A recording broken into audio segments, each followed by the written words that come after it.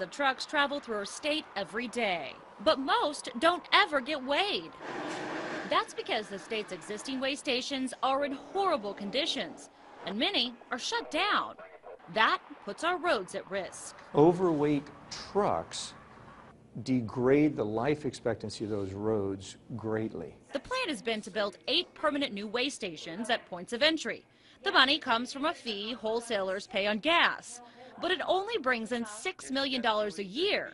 So far, it's taken almost half a decade, and only one is finished. So we can't even build one a year.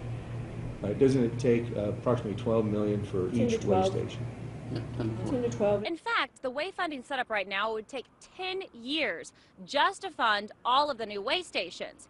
But Senator Stanislawski came up with a plan and hopes to have them all funded in half that time. That we operate 8 permanent weigh stations. Senator Gary Stanislawski of Tulsa called together commissioners with the Oklahoma Corporation Commission and the Secretary of ODOT. The idea?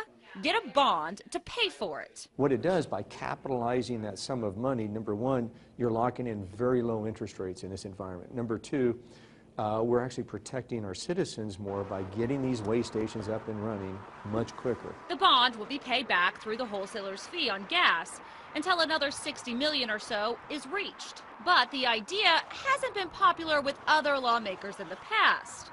Still, that was in the early stages. Once you have a funding stream in place, whatever that is, whatever the decision is made, then I think you can talk about, okay, are the projects far enough along that bonding them makes sense. It likely won't happen until next session, but Stanislawski says discussions pave the way to keep our pavement preserved down the road. Marla Carter, 2 News works for you.